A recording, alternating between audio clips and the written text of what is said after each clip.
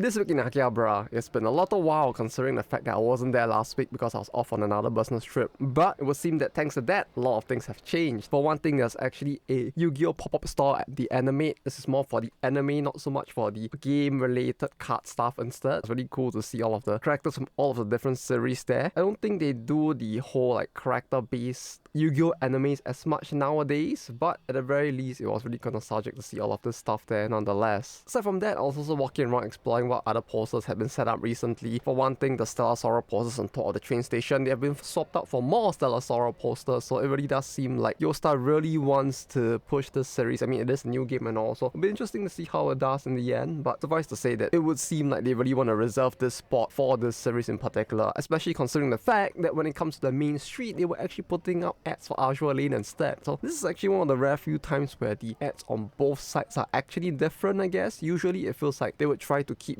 both consistent between one specific series, but either way, I say Azure Lane, but it feels really weird to see stuff on Dead Alive up instead. Like, sometimes I feel like these series that they tend to collab with, it was like this with To Love Ru as well. At this point, I feel like they're picking series that just actively try to make me feel old, because while the series aren't super old, they're old enough for me to feel like an uncle instead, so I don't know how I feel about that. Aside from that, I also went to the gamers as usual, and I was actually looking around trying to see what pop-up stores were up there this time around. Saw one for Higurashi, except with a fantasy twist to it, I guess, like some kind of like fantasy costume theme thing going on. I don't know what it was with it, but the main character, he kind of just looked like an off-color Kazuma from Konosuba instead, which was kind of funny. It was weird seeing a Higurashi collab in this day and age, and more so the fact that it was just randomly a fantasy thing. I don't think this was in conjunction with anything in particular, and it doesn't seem like the kind of fan service-y things that fans would be really excited for either way. I feel like there's many other themes they could have gone with that would have been more interesting to them, but hey, good job on making things feel old. Speaking of old though, I'm not the only one that was old, because the characters from Zombieland Saga also are.